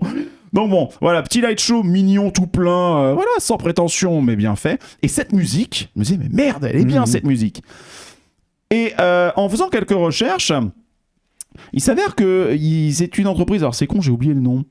C'est dommage de l'avoir zappé maintenant. Je me disais qu'il fallait que je revérifie. C'est quand tu me l'as redonné tout à l'heure. Oui, mais j'ai donné tout à l'heure en plus. Il est Guinness des records. Oui, bah c'est le train le plus long du monde, hein, toujours maintenant. Donc bon, toujours avec ce petit écran dans le lift digne de Doctor Who. Je vais juste vérifier un petit peu, vite retrouver le nom du truc rapidos. Alors, moi, je te pose une question comme ça meuble un peu. Les projections, ça donne quoi maintenant ? Alors en vrai, bon, c'est toujours assez. Voilà, on va pas aller se taper le cul par terre. La projection en elle-même a toujours le petit souci que tu as un premier média qui est projeté, qui est l'espèce d'horloge, qui est bien mappé sur l'intégralité du cercle. Ensuite, tu as l'espèce de vortex bleu où c'est du 16/9 copé, donc tu as les bandes noires de part et d'autre. Ouais. Le média, je ne pense pas qu'il l'ait touché, ou en tout cas, s'ils l'ont touché, franchement, je vois pas la différence. D'accord. Mais bon, ça reste l'ambiance du truc. Et donc, du coup, il s'avère que ce sont les gars d'Audio Gazer. J'avais une syllabe de bonne. Tu avais une syllabe de bonne. Ce sont les gars d'Audio Gazer qui ont fait ça. Merci Parconaut, merci Vador Coaster Street. Et il s'avère qu'Audio Gazer, je me suis dit, c'est marrant parce que cette musique, elle me hype. Qu'est-ce qu'ils ont fait d'autre ? Là, j'arrive sur le site, je vois Spider-Man, Marvel, Infinity War, merde, mais attends, j'en ai jamais entendu parler d'eux. Si, c'est Andreas Kluber derrière, c'est le fondateur d'Imascore qui s'est barré il y a pas longtemps, c'est la boîte qui l'a refondé. Voilà, donc en fait, Audio Gazer apparemment a bossé avec Bobby Hanlon sur la saison de Halloween dernière. Ils ont aussi taffé sur les musiques annexes qu'ils ont ajoutées, donc la musique off-board est toujours la même. C'est toujours Bones on the Beach, mais par contre les musiques annexes de file d'attente et de station ont été ajoutées et c'est donc la nouvelle boîte des fondateurs d'Imascore qui émerge et qui a fait son truc. Et sachant qu'ils n'ont pas fait que ça, puisqu'ils ont également aussi, pour l'information, fait les musiques du nouveau secteur autrichien d'Europa Park. D'accord, c'est pas P-Music qui a fait... A priori, ils ont listé sur leur site, sur le site d'Audio Gazer, vous pouvez aller jeter un petit coup d'œil, dans les réalisations, vous verrez quand vous en défilez le carrousel, vous verrez les concept art de la zone autrichienne. Savoir exactement ce qu'ils ont fait dedans, je ne sais pas, mais en tout cas, ils ont listé ce truc-là, ils l'ont crédité. Donc a priori, ce serait leur truc. Donc voilà, de petite information. Beaucoup de monde s'en vont d'Imascore depuis quelques temps. Ouais, il y a eu un petit souci apparemment, on ne connaît pas plus. On n'en sait pas plus, peut-être un problème de management. Justement, si les fondateurs se sont barrés, c'est qu'il y a peut-être une raison un petit peu grave. Enfin, il y a fort à parier que oui. Mais en tout cas, voilà. Donc, j'ai envie de dire, pour ceux qui aiment bien les musiques type Imascore, les mecs Audio Gazer se revendiquent dire non, nous on va faire de la musique épique. Oui. C'est ce qu'on kiffe. on aime, on n'aime pas. Moi perso, je surkiffe le truc. Donc pour ceux d'entre vous qui aimaient bien Imascore et qui veulent suivre un peu, notez-vous bien Audio Geyser et regardez ce qu'ils sortent. Ils ont sorti en plus une musique originale là qu'ils ont mis en démonstration sur leur site. Vous pouvez le trouver sur leur YouTube. Jetez un petit coup d'œil. Je trouve que ça sonne très très bien. Voilà. D'accord. Voilà. Donc bref, ça c'était la petite parenthèse. Oui, et Maouka, tu as raison, c'est Audio Geyser également. Génial. Voilà, donc voilà, merci beaucoup de le dire. Effectivement, tu as raison, j'avais oublié, mais ils l'ont aussi dans leur cardex. Maouka, toutes les zones Maouka, c'est Audio Geyser également. Bref. C'est cool parce qu'il nous donne du coup une parfaite transition. Mais vas-y. C'est génial. C'est incroyable. Eh ben, Maouka est enfin en test cette semaine, figurez-vous. Alors, exactement. Évidemment, faut vivre sous une pierre pour pas le savoir quand même. Ouais. Bon, Hop, on se met la vidéo. C'est très très bref. Hein, merci aux amis de notre Jumble. C'est notre Jumble et Aurel Park Prod qui ont filmé ça. Donc, le train a fait, il a fait sa boucle, un rollback et après il a fait le tour du premier circuit. En revanche, on ne sait pas si il n'a pas fait le circuit complet d'une seule traite, j'entends. Ouais. En tout cas, voilà. Donc, il a passé je pense que ça sent les ajustements petit à petit des puissances de lancement pour vérifier le truc, mais bon. Il y a quand même un peu d'émotion de commencer à voir tourner. C'est les premiers cris du coaster. Ouais, c'est ses premiers pas de bébé. C'est ça. C'est mignon tout plein. Voilà. Non, puis en plus, ça fait vraiment envie parce que là, regarde-moi ça. Voilà, le premier de l'hémisphère nord, mesdames et messieurs. Absolument. Et puis c'est une belle machine. Alors là, désolé, effectivement, c'est une vidéo verticale, ce truc que j'ai un petit peu en horreur, mais bon, c'est l'occasion d'avoir des images. C'est gentil, t'as quand même rempli sur les côtés. Oui, c'est gentil. On apprécie. Sauf que tu as envie de prendre l'image nette et un petit peu de pousser les bords pour voir ce qu'il y a autour. Et dans ce cas, tu aurais un joli Tetris. Voilà. Bon, c'est autre chose. C'est ça. Voilà. Donc, non, mais en tout cas, merci à notre Jumble et Aurel Park Prod pour ces premières images des tests. C'est vraiment cool. Donc, Maouka est en test. Théoriquement, officiellement, il doit ouvrir le 24 juin. Ouais. Mais a priori, ce que Étienne laisse sous-entendre dans la vidéo, il le 15... J'espère que le 15 juin, pour la soirée EDB et Coaster Tube, il y aura peut-être une exclue pour 600 personnes. Voilà. Donc, on dit ça, on dit rien. Exactement. Voilà. Mais c'est propre, c'est très propre. On verra bien. Non, c'est bien. En tout cas, continuez à suivre les actualités. J'en profite au passage que si vous voulez tout savoir sur nous, on vous a parlé du Discord tout à l'heure. Nous, c'est simple, c'est puissancepark au pluriel.fr. C'est la page qui rassemble tous nos accès à tout, la boutique, les dons, les épisodes actuellement en ligne, etc., nos statistiques, voir nos trombines et qui on est. Voilà, puissancepark.fr. Et je vois tout à l'heure, on n'a pas rebondi tout à l'heure, on a vu passer une question du Parconaute qui posait la question peut-être d'un retour éventuel de la radio. Pour le moment, on n'a pas abandonné le projet. On n'a pas abandonné le projet. À vrai dire, il y en a certains qui savent très bien que le projet, en vrai, il est en animation suspendue, on va dire. Voilà, oui, exactement. Donc bon, il est maintenu sous perfusion parce que c'est un projet qui nous plaît beaucoup. Oui. Qui, grâce à ton génie, a quand même été amélioré. Oui. D'un point de vue technique, il y a plein de choses en fait dans le moteur de la radio qui sont en cours de développement, qui sont insoupçonnables parce que vous vous contentez d'écouter les morceaux, mais c'est Greg, il a tout refabriqué en fait. Il a tout reprogrammé le robot. Disons pour être transparent avec vous, en fait, ça fait depuis à peu près depuis décembre dernier que j'ai recodé l'intégralité. J'allais dire ça fait 6 mois, oui, ça fait pile 6 mois. Ça fait 6 mois, j'ai recodé l'intégralité du moteur technique et j'en ai créé un logiciel si on sort la radio, c'est encore une fois, c'est pas tant une question de techniquement c'est bon. En vrai, elle tourne en test pour nous depuis un petit bout de temps, mais pour s'assurer que ça fonctionne bien. Mais tant qu'on ne déclare pas la SACEM, on ne veut pas publier parce qu'on a toujours tenu à faire les choses de façon régulière et réglo pour à minima donner l'exemple. C'est important, d'autant plus que c'est des musiques qu'on aime bien, donc il nous semble logique que les artistes que l'on aime bien soient rémunérés. Alors juste, même on ne sait pas comment est-ce que c'est replanifié derrière, mais voilà, au moins il y a un chemin. On a toujours tenu à ça. Donc du coup, l'idée est de dire que cette radio, si on veut la relancer, au moins on a techniquement les capacités de le faire, on a plus de capacités qu'avant pour de l'animation, pour ce genre de choses. On a beaucoup de trucs qui ont été implémentés, notamment de l'animation par IA, ce genre de machin, mais... Donc j'en ai chié des ronds de chapeau, pour tout vous dire. Mais pour le moment... On ne veut pas non plus surhyper le truc, simplement parce qu'on n'a pas de certitude quant aux horizons temporels auxquels ça pourrait se faire. Voilà, pour ceux qui ont suivi l'aventure de la précédente version de la radio, vous savez que ça coûte quand même un œil et un bras. On est sur 650 balles par an. Ouais, plus les frais de fonctionnement, donc on n'est pas loin des 1000 balles par an, si tu veux, pour la faire tourner, les faux frais, etc. Donc, pour l'instant, on n'a pas les épaules financières suffisamment solides pour maintenir un projet comme ça, la tête hors de l'eau. Ouais. Voilà. Et le truc, c'est faire une sorte de playlist comme Maxoul suggère. Ouais, mais le problème d'une playlist, en fait, c'est que dans ce cas, il faut l'adosser à un truc genre Spotify ou quelque chose comme ça. Donc, en fait, il n'y a pas tous les morceaux que l'on veut dessus.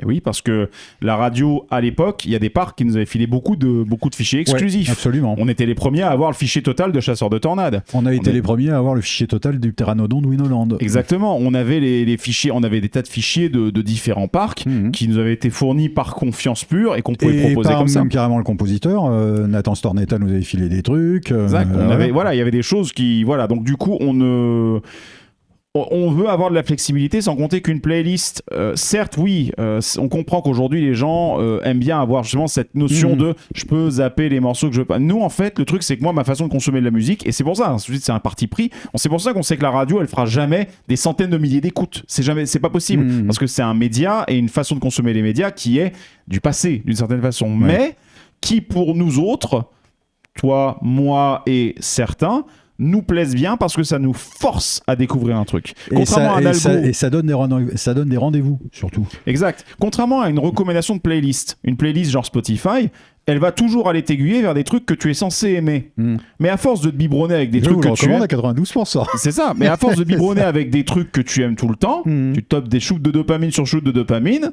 C'est déjà ça te fait pas vraiment découvrir de trucs, ça te fait découvrir des choses dans l'esprit de ce que tu aimes, ça ne t'ouvre pas à d'autres genres et ça ne t'ouvre pas à d'autres trucs. Nous, ce qu'on veut justement, c'est cette transversalité. Et pour le coup, une radio nous semble plus appropriée pour ça, en plus du fait que sur une playlist, si on veut prendre l'antenne en live, on ne peut pas le faire. Alors que là, oui, on pourra le faire. On pourrait le faire. Alors ensuite, il y a une question dont on m'appelle Marcel, qui vous avez pas pensé à la passer en anglais pour élargir l'audience. On y réfléchit. Voilà. Oui, on y réfléchit. Donc voilà. Donc ensuite, encore une fois, je ne dis pas que vous devez nécessairement être de mon avis, ou de notre avis. C'est pour ça que la radio, on vous la propose gratuitement. Voilà, et puis c'est notre radio, c'est Radio Puissance Park. Donc c'est la radio telle qu'on aimerait l'entendre, telle qu'on aime l'écouter. C'est pas disque à la demande. Tu vois, voilà, exactement. Ensuite, encore une fois, l'avantage, c'est que sur YouTube ou sur Spotify, il y a déjà des disques qui existent. Il y a déjà des disques qui existent. Donc, on va pas aller proposer la même chose. Donc, c'est pour ça qu'ensuite, nous, de notre côté, on aime bien proposer cette façon différente. Si vous n'aimez pas cette approche-là, il n'y a aucun souci. On n'écoute pas. Il n'y a pas de problème. Bon, j'invite les membres de la secte des adorateurs de Carnaval Festival à faire coin. Voilà. Carnage Festoche a été évoqué par on m'appelle Marcel, voilà. L'instant CF. L'instant CF. Voilà. Qui pourrait être à refaire, au passage, mais bon. Oui, c'est pas faux, effectivement. Donc la radio, on n'a pas lâché l'affaire. On y réfléchit toujours et on voit comment ça peut être un petit peu pérenne financièrement parlant. Voilà. Exactement, on veut simplement qu'elle puisse tourner par elle-même et pas avoir à racoler. Et n'oubliez pas, les copines et les copains, on a des vies à part. Je veux dire, on ne fait pas que Puissance Park, nous. Donc, on a des boulots assez prenants. Donc à vrai dire, le moteur de la radio, je l'ai redéveloppé aussi en grande partie parce que j'avais un autre projet connexe qui me permettait de le justifier. Par contre, si on sort la radio, voilà, le moteur de la radio, je le publierai en open source. Pas les musiques, le moteur. C'est-à-dire tout ce qui permet de faire tourner la radio, c'est pas parfait, mais au moins, si jamais certains d'entre vous veulent lancer des radios sur les jeux vidéo, des trucs comme ça, à minima, ça fera un petit logiciel qui pourra être utilisé, et surtout, derrière, il y aura aussi peut-être une envie que si jamais... parce qu'il y a toujours un problème technique aussi à maintenir ce genre de truc, parce que là, j'ai tout codé, il y a 4 ou 5 000 lignes de code. Donc c'est un truc vénère, c'est plus que l'ancienne. Donc l'idée, c'est que là, pour pérenniser la radio, il n'y a pas que le côté financier, il y a aussi le côté technique. Et donc, il faut s'assurer que techniquement, ça puisse fonctionner. Et pour ça, il faut simplement que d'autres gens puissent venir m'aider, soit à développer, ou alors puissent reprendre le bébé. C'est pour ça que, pour le coup, je la publierai en open source, pour que, voilà, ensuite, les gens qui le souhaitent pourraient reprendre le codage du truc, l'améliorer, rajouter les fonctions qui lui manquent, parce que, encore une fois, j'ai codé ça avec mes petites mimines. Et on sait qu'il y en a parmi vous qui sont quand même assez calés en codage aussi, donc exactement. Je pense que le projet vous amusera une fois qu'on l'aura fait aboutir, en espérant qu'on le fasse aboutir, mais on désespère pas. On désespère pas. En tout cas, techniquement, ça prendra le temps qu'il faut. Techniquement, on est prêt. C'est juste une question d'alignement des planètes et de s'assurer qu'on soit tous raccords avec cette envie-là dans Puissance Park et que voilà, on attend, on verra ce que ça donnera, mais ne vous en faites pas, bien entendu, comme dirait le commissaire Biélès. Laissez la police faire son travail. Dès que j'aurai de plus d'informations, croyez-moi, vous en serez les premiers informés. Voilà. Exactement. Très bien. Est-ce qu'on passerait pas un petit peu sur la suite, c'est-à-dire, on était sur un parc de la Compagnie des Alpes, est-ce qu'on n'irait pas sur un autre parc de la Compagnie des Alpes ? Ouais. Merci, Tom. J'aime bien dire ton pseudo comme ça, Tom. 50 nuances de coaster te manque, c'est très gentil. Parc de la Compagnie des Alpes, parce que cette semaine, a été révélé le master planning à 7 ans, si je ne m'abuse, du parc Astérix. Coucou. Voilà. Coucou. Alors ça, ce n'est qu'un bout, en fait, du projet 2032, je crois, du parc Astérix. Je change de page. Ah oui. Faudra que je fasse un petit truc pour les suivis comme ça. Oui, absolument. Non, tout va bien. Voilà. Pas, oui, on va s'en occuper. Effectivement, il fallait. C'est le genre de document, en fait, c'est un espèce de gros bouquin descriptif. C'est une sorte d'avant-projet sommaire qui sert à s'aligner avec les politiques, avec les industries, avec plein de gens comme ça. Effectivement, tout ce qui est permis, autorisation, blablabla, etc. Donc ça sert à ça. Ce qui avait été monté à Macron avec l'extension des Walt Disney Studios, c'était ça aussi. C'est à ça que ça sert. Donc il y a déjà quelques certitudes dans ce lot-là. C'est l'arrivée l'année prochaine, donc la démolition cette année de National 7, la Maison de la Peur, toute la zone qui est en face des Chaudrons, la foire aux citrouilles. Donc la zone de jeu, pour laisser la place théoriquement, en 2025, un nouveau coaster, donc à la place de National 7, qui sera sur le thème un peu de l'automobile. C'est ce qu'on rumeur être le mural qu'on voit installé au parc et qui serait un spinning. Alors, vu le dessin, ça pourrait être un spinning Gerstlauer. Ça ressemble à un spinning Gerstlauer. Donc, ça pourrait être. Ce serait sympa que ce soit un spinning Gerstlauer, mais où tu as les personnes deux à deux en face à face. Ouais, parce que ça, il n'y en a pas. En tout cas, c'est très rare en Europe, il me semble même. Le seul que je connais, c'est dans un Six Flags. Mais il y en a certainement ailleurs. Il y en a ailleurs, puisqu'il y a un coaster Viki qui est comme ça. Oui, non, t'as raison. Oui, un Viki à Plopsa dans Plopsaco, peut-être.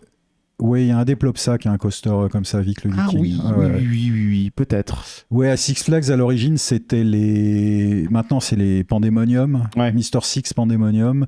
À l'origine, c'était les coasters qui étaient thématisés sur Tony Hawk. Oui, effectivement, on est face à face, au contraire des autres constructeurs où on est dos à dos, comme chez Maurer ou comme chez Mack. Le classique, oui. Ou de front, comme chez Reverchon, Fabry, Zamperla. Ouais, bon ça, coucou le déséquilibre après. Voilà. Donc oui, Vador Coaster Street qui reprend effectivement Plopsaco. Et Plopsaco, voilà, c'est ça. C'est le parc est plus vers Liège. C'est ce qui me semblait. C'est vraiment rare d'avoir cette disposition sur un coaster, pour le coup, d'avoir du frontal, enfin face à face, pardon, pas frontal. C'est plutôt rigolo parce qu'il y a interaction du coup. C'est très rigolo parce que justement tu montes avec des potes, enfin c'est toujours le truc rigolo. Tu regardes la photo du tour en général à la fin du coaster pour voir comment tes potes sont sur la photo. Bah là c'est bien, tu le vois en temps réel, c'est super malin. Donc oui, ce serait rigolo. Maintenant, est-ce que c'est ça au parc Astérix ? On n'en sait rien. Alors on n'en sait rien. En tout cas, le dessin, c'est le rendering qui est pour l'instant affiché sur le parc nous évoque ça. Ce qu'on voit, alors on peut remettre l'image du plan à l'écran. Oui. Ce qu'on voit là, donc, c'est le projet de transformation du démarrage de alors ce qui était jadis la rue de Paris, qui est devenue la zone à travers le temps. Donc toute la partie moyenâgeuse, pratiquement jusqu'à la place de l'exposition universelle, ça va devenir Londinium. Donc Londres du temps d'Astérix. Et alors là, il y a de la grosse artillerie. Donc ça, c'est quand même prévu jusqu'à 2028. On est sur les 4 transformations. Années, c'est déjà bien avancé parce qu'il y a des panneaux un peu partout sur le parc qui annoncent que grosso modo, ils sont en train de creuser le tunnel sous la marée pour rejoindre la Bretagne. Donc en fait, l'idée, c'est de créer une très grosse zone indoor pour ce que nos amis anglo-saxons appellent inclement weather, c'est-à-dire pouvoir abriter un maximum de personnes et les occuper en cas de mauvais temps, ce qui n'est pas totalement de la science-fiction à Plailly dans l'Oise. Oui, clairement. Et surtout, c'est aussi pour prolonger l'activité du parc hors saison, c'est-à-dire donner de l'activité au moment d'Halloween ou au moment de Noël, avec des zones couvertes et fatalement un peu chauffées. Ouais. Beaucoup plus facile, sans compter qu'un décor londinium, donc certainement un peu urbain à l'intérieur du truc, pourrait très bien se prêter à de la décoration. Ça fait sens, d'autant plus qu'on peut très bien imaginer qu'ils vont peut-être pas remplacer toutes les façades. Je veux dire, les façades médiévales, à mon avis, qui existent déjà, peuvent très bien être transformées. Pourquoi est-ce que j'ai une furieuse impression, mais je pense que je me trompe, que les 2 tours à l'entrée du secteur médiéval pourraient très très facilement être retémés en le pont de Londinium. Oui, voilà. Moi, je n'y mettrais pas ma main à couper, mais c'est une très très bonne idée. La structure pourrait s'y prêter. Après, bon. Mais en tout cas, donc, très intéressant. Par contre, feu le bâtiment du Transémonium. Là, ou pas. Ou pas, tu penses ? Écoute, parce qu'il est quand même prévu là-dedans une attraction familiale interactive intérieure qui serait fabriquée par Alterface. On a d'ailleurs alors c'est pas cette attraction-là, mais un rendering d'une attraction similaire. Oui, donc hop, coucou. Voilà, qui serait... t'as l'impression que c'est un mélange de shooting gallery et de danse macabre un peu. Ouais, ensuite, là c'est sur un plateau ou bien c'est des véhicules indépendants ? Non, c'est sur plateau. Non, c'est sur plateau. C'est les tasses avec jeu de tir, quoi. D'accord, ok. Bon, intéressant. On voit que entre le Twist and Splash, tu sais, qui est le petit Splash Battle, mais version tasse, quoi. Oui, celui qui a Roulantica. Oui, c'est ça. Ouais. Donc oui, effectivement, on voit que entre Alterface, entre ceux qui ont fait aussi Champifolies, là, Opal, voilà, donc Triotech, etc., ça se renvoie sérieusement la balle sur les empreintes très faibles en termes de surface au sol. J'en profite, puisque Champifolies, c'était un chantier Ball Move Nation, donc fondé par Benoît Cornet, qui était le fondateur d'Alterface. Ouais. J'en profite pour saluer Émeric Sébastien, l'équipe d'INS Ride, qui viennent de signer un protocole de collaboration avec Alterface. Donc, ça fait plaisir, ça. Ça fait plutôt plaisir. Donc les gars, dès que vous êtes prêts à en parler, vous savez où nous trouver. Voilà, la table est bien, on fait venir des pizzas et tout, on discute. Ouais. Voilà. Des normes, AFNOR, machin, tout ce que vous voulez. Pas de problème, avec plaisir. Pas de problème. Donc dans cette zone londonienne, pas non plus réinventer la roue, il y aura également... Qu'est-ce qui est dur et long chez les... Ouais. Tout le monde sait ça, Michel, le service militaire. Non, c'est la bite. Ok. Dehors, Michel, désolé. Donc, il y aurait également 3 attractions pour enfants dont on ne connaît pas encore le thème exact. Il y aurait une scène avec spectacle plein air. La place pour des maisons hantées, justement pour 2 maisons hantées au moment d'Halloween. Un très grand food court à l'endroit où se trouve actuellement la Halle des Chevaliers, qui pourrait accueillir 600 personnes, 2 sandwicheries, 7 points de vente de restauration. Dis donc. Pub. Ouais, normal, ça match. Des boutiques, une salle de plus de 1500 m² qui serait dédiée à l'événementiel. Coucou Arnaud de Forever. Coucou Arnaud. Coucou Arnaud. Arnaud, que vous retrouvez dans l'épisode 143 qui est sorti vendredi dernier. Voilà. Abonnez-vous. On ne dira pas Voltron, on a dit qu'on n'en parlerait plus. Mais voilà. Pas pour cet épisode, on en reparlera à l'avenir, vous en faites pas. Mais oui. Cette salle de 1600 m², ça pourrait bien être l'ancien Transdémonium, puisque ce serait pour les activités saisonnières. D'accord, donc il récupérerait certainement le building et ferait peut-être une extension pour le... Possible, parce que le bâtiment, il fait déjà 1500 m². Ok, d'accord, oui. C'est vraiment le bâtiment proprement dit, puisque l'ensemble de l'attraction couvrait pas loin de 2500 m² si on comptait toute la file d'attente, etc. Et surtout en T'inclus 2028. l'apocalypse, tu l'inclus dedans ou pas, enfin, Oui, puisque c'est la moitié de l'apocalypse, puisque on utilisait la moitié du bâtiment pour une partie de la file d'attente du Transdemonium. Yes. Et surtout en 2028 devrait arriver un nouveau coaster indoor, techniquement dans la veine d'Uncharted, qui est à PortAventura. Donc a priori du Intamin, quoi. Je te vois sourire de façon narquoise, quelqu'un a fait une remarque. Parce que je vois Arnaud qui est juste en train de citer les chœurs qu'il y a sur la turntable et dans la salle de l'aude. Ah oui, bon. Oui, ok. T'inquiète, Arnaud, t'inquiète pas, tu auras toute l'occasion de le faire quand on va venir le faire, Voltron. Tu pourras le refaire à tue-tête avec Flo. On sera ravis de l'entonner avec toi. Mais pour l'instant, ici, c'est Sumland. On n'a pas fait. Ouais. Donc voilà, n'est-ce pas? Bien sûr. Ok. N'est-ce pas? Donc, Parc Astérix, donc. Voilà, donc Parc Astérix. Donc 2028, a priori, ce serait ce coaster indoor sur un thème un peu horrifique, a priori. Ouais, ok. Il y a matière à faire plein de trucs. Les bas-fonds ce serait quand de même, Londres. je dis un truc débile, ça n'arrivera certainement pas, mais ce serait quand même drôle que coaster horrifique, on n'est pas loin de l'endroit où était le Transdé. C'est rigolo que tu reçoives un coup de fil. Ah ouais, ce serait gentil, oui, effectivement. Ouais. Mais enfin bon. Tu veux qu'on mette ton 06 sur le synthé? Non, mais ils l'ont déjà, c'est pas la peine. Il n'a pas changé depuis 1994, mon 06. Donc oula, là, oui, d'accord. Il y avait 06 à l'époque? Ouais, tout juste. Oui, ça devait juste arriver pour les mobiles, oui. Non, c'était 6 d'ailleurs, il n'y avait peut-être pas 0. Non, les indicatifs régionaux, c'était quand? C'était milieu des années 90, non? Oui, bah si, ça doit correspondre à ça. Hein. Oui, ça doit être 94 ou 95. Donc voilà, donc nouveau coaster, style Uncharted, donc Intamin. Bon, ouais. Ouais, peut-être, puisque le parc a de bons rapports avec Intamin. Bah oui, vu même tout le groupe, ils ont passé. Oui, Maouka, Walibi Rhône-Alpes, Toutatis, Parc Astérix, Conda. Team Conda, pardon. Bon. Mais voilà, donc ça promet d'être vachement bien quand même tout ça. Ah oui, c'est une sacrée belle. En plus, c'est assez cool qu'on commence à voir un petit peu à quoi ça va ressembler, mine de rien, tout ça. Donc, ouais, clairement. Ouais, très, alors très attends, hypé. parce que je sais plus si on a d'autres. Non. Ah bah si, donc en 2026 en revanche, donc après, il va y avoir un nouvel hôtel. Déjà, ils vont agrandir l'hôtel des Trois Hiboux. Ils vont augmenter de 25 à 30% la capacité de l'hôtel des Trois Hiboux et ils vont surtout construire un nouvel hôtel sur le thème oriental. Oh. Donc un peu ambiance l'Odyssée d'Astérix. C'est un grand oui pour donc le coup. Ça, voilà une perspective d'archi qui est plutôt réussie. Très sympathique. Surtout quand on voit la qualité des quais de Lutèce, dernière réalisation du truc. Il y a moyen. Alors, j'ai pas visité, j'ai pas essayé la cité suspendue. Moi non plus. Mais les quais de Lutèce, moi j'ai adoré, franchement. La prestation, les chambres sont géniales. J'y ai passé 2 nuits. La bouffe au quai de Lutèce, c'est mortel, quoi. Oui, peut-être que si t'en prends trop, oui, ça peut le devenir. Ouais. Mais donc, non, mais ça, il faut vraiment que je le teste, ce truc-là. Moi, tout ce que j'en ai vu comme visuel et tout ce que j'en ai entendu comme retour sont dithyrambiques. Il faut vraiment que j'y aille pour tester. Non, c'est vachement bien. Non, franchement, c'est vachement bien. Donc, hôtel oriental, il y a encore la possibilité de s'étendre dans cette partie de la forêt. Un détail rigolo, par exemple, on sent clairement que la zone égyptienne s'agrandit. Puisqu'on commence à voir apparaître des barrières similaires à celles qui sont autour de la file d'attente de Toutatis, près de l'oxygénarium. Ouais, où il y avait la rumeur qu'il allait passer dans le quartier égyptien, quoi qu'il en soit, et qu'il serait retémé. Ouais, donc c'est intéressant.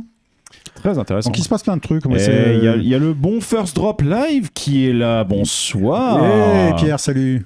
Bonsoir Pierre. Ça va, tu te remets du décalage horaire du Japon? Konbanwa, Pierre-san. Donc voilà, mais en tout cas, ouais.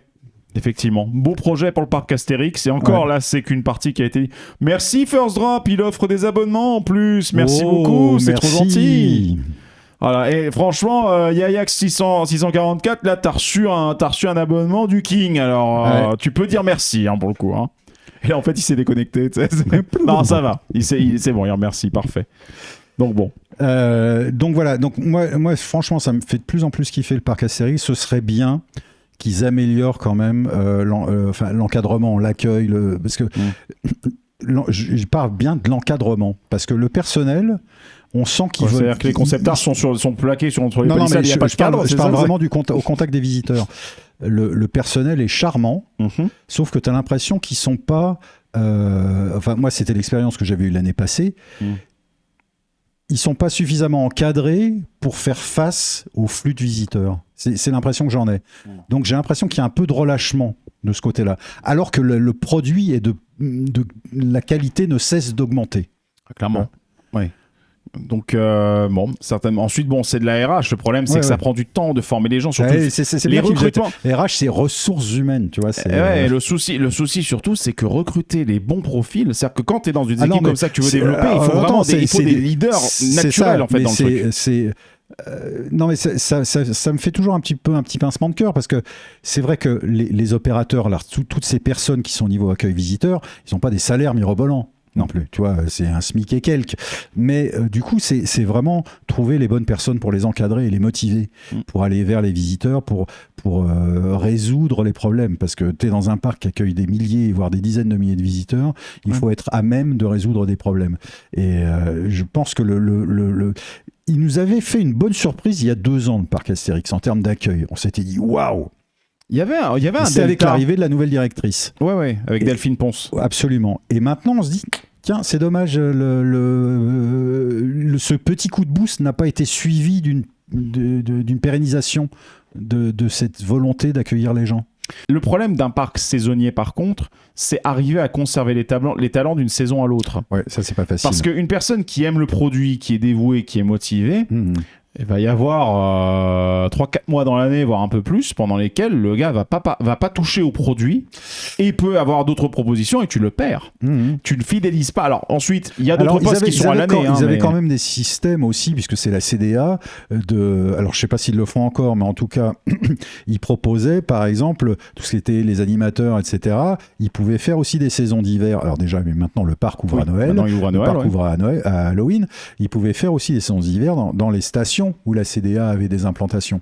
Tu vois, ça c'était une possibilité. L'avantage d'avoir des mobilités possibles en interne. C'est-à-dire que c'était aussi une mobilité interne qui permettait de progresser dans le métier de l'accueil, de l'hôtellerie et du tourisme, de monter en grade. Tu vois, et peut-être justement d'acquérir toutes ces compétences qui permettent de mieux encadrer les nouveaux arrivants qui vont être opérateurs attractions ou restauration ou boutique. C'est vrai, mais il y a quand même ce problème-là. Et ça, il faut les fidéliser et il faut une incentive. Voilà. Non, mais en même temps, le problème, c'est, je vais dire un truc qui est assez terrible aujourd'hui dans le monde de l'entrepreneuriat en général. Il n'y a jamais eu autant de demandes quelque part de gens aussi pour avoir du taf, et il n'y a jamais eu autant de difficultés pour les entrepreneurs à trouver des gens qui matchent et à garder ces gens. Mais c'est dur. C'est assez paradoxal comme situation qu'on vit en ce moment. Il y a des drôles, oui. Et il y a des trucs, par exemple, il y a des gens qui signent des contrats et qui, au bout de 2 jours, s'en vont. Tu vois, ensuite, que ça leur plaise ou pas, c'est... Quand tu es un manager, un entrepreneur, que tu as misé, tu mises quand même. Si tu engages quelqu'un que tu as recruté effectivement sur entretien, etc., mais c'est un pari. Bah surtout que parfois, c'est un pari qui te coûte parce que tu formes. Tu fais la formation, etc. Tu fais de la formation. Tu achètes du matériel. Moi, j'ai vu l'exemple, je ne citerai pas qui c'est, mais j'ai eu l'exemple d'un responsable maintenance qui s'est barré au bout de 4 jours parce qu'il trouvait ça fatigant et c'était loin de chez lui. Et mec. Après, il peut y avoir des... Attention, on ne dit pas que l'employé a tort de se barrer. C'est-à-dire que dans non. On est bien d'accord. Il y a des fois où c'est totalement justifié, où il y a une ambiance de merde, où il y a d'accord, là, je tiens juste à préciser. Jusqu'à un truc bizarre. Dans l'exemple que j'ai cité, il était prévenu, le gars. J'ai dit, dis donc, c'est 1h45 de chez toi, en voiture. Comme c'est de la maintenance, il faut que tu sois sur site à 5h du matin. Non, pas de problème. Au bout de 2 jours, le gars est parti. Ouais. Mais c'est un peu le paradoxe qu'il y a un peu partout. J'entends ça... assez régulièrement, soit dans des médias, soit parfois tu discutes un petit peu, et tu as cette problématique de vraiment staffer, trouver les bons profils. En plus, là on est sur des métiers, attends, je me permets juste un petit truc. Et savoir les garder. D'autant plus que là on est sur des métiers qui, alors, ont le défaut de ne pas beaucoup payer. Ça, oui. Et en plus des trajets, des trucs, des machins. Par contre, on est sur des métiers de l'accueil du public, c'est pas des métiers qui sont trop sur le sellette de l'automatisation IA. Non. Il y a des automatisations possibles, on est bien d'accord. Mais contrairement à une personne qui fait les bornes d'accueil peuvent être automatisées, ça bien sûr, mais c'est déjà en partie. Mais un opérateur qui est à l'entrée d'une attraction, etc., d'accord, oui, on peut avoir imaginer des versions de parc complètes où tu as des tourniquets, des trucs. Non, il y a toujours besoin d'opérateurs parce qu'il y aura toujours besoin de surveiller un petit peu les gens et de parer. C'est ce qui te donne la qualité de service, c'est ce qui donne le côté premium. Ça, c'est un point qu'on ne peut pas retirer à Disneyland Paris. Quoi qu'on en dise, le parc de l'Est parisien sur pas mal de points, sur la qualité... Oui, dis pas des grossièretés comme ça. Non, mais sur la qualité d'accueil fournie par les cast members, la quantité de ce côté-là niveau RH, certes, c'est pas rose, mais c'est quand même vraiment exceptionnel. Et encore une fois, bravo à tous les cast members ADLP, ce qui se démerde très bien, on en voit régulièrement la preuve, même si le produit il est ce qu'il est, les castes tiennent la route et les employés tiennent la route. Et ce que je veux dire là-dedans, c'est que cette partie automatisation par l'IA, un opérateur qui est sur une réaction où il y a des responsabilités de sécurité, etc., d'accueil et tout le bordel, c'est pas quelqu'un qui est dans un bureau en train de remplir des Excel à longueur de journée où un Microsoft Copilot va faire son boulot d'ici 2 ans sans aucun souci, tu vois. Mais ça peut être un très bon objet d'épisode d'ailleurs, hein, par les RH, justement, dans le dur. Quelles sont les problématiques aujourd'hui du recrutement On lance l'appel, si jamais il y a une personne RH qui travaille pour un parc et qui est habilitée à témoigner, qui est autorisé à parler, on vous invite de bon cœur. Nous sommes courtois, respectueux et pertinents. Exactement. Voilà. Alors on prend un peu de 3 commentaires. Il y a Tom qui dit un truc très juste. J'ai travaillé dans les RH pendant 3 ans. C'est le principe d'une période d'essai. Tout à fait. C'est vrai que dans le principe du CDD, CDI, tu as la période d'essai au tout début qui permet normalement d'amortir ça. Mais c'est vrai qu'il y a quand même beaucoup de trucs. Alors soit tu peux choisir de la rompre, point de vue entrepreneur. Il y a des fois où elle est rompue unilatéralement par le salarié et tu es quand même un peu emmerdé parce que même si c'est un risque qui se concrétise, donc ça fait quand même un trou. Julien Dupart qui dit « Je sais que Niglo vont faire le lien avec les écoles et campus qui sont à Troyes. » Oui, c'est vrai, ça ensuite, généralement, les entreprises assez locales comme ça vont essayer d'aller tailler dans les... Oui, d'autant plus que travailler à Niglo, ça nécessite d'être véhiculé ou au moins d'être local. Des gens, voilà. Tu vas être local. Il faut être local, oui, c'est ça. Niglo, Rodolphe le disait, ils ont aménagé des espaces justement et des appartements. Ils créent des appartements spécialement pour leurs collaborateurs qui y habitent, qui sont les plus distants. Oui, parce que c'est une problématique de recrutement. C'est qu'après, et de renouvellement. Ouais, c'est ça. Tu vois, c'est que tous ne reviennent pas d'une année sur l'autre. Julien, toi, tu y as travaillé, donc tu sais bien comment ça se passe. Ensuite, le problème en 2024, c'est que les parcs battent des records de fréquentation et donc de chiffre d'affaires, mais les salaires n'augmentent pas plus que ça. Déjà que de manière générale, il est difficile de recruter dans beaucoup de domaines, c'est vrai.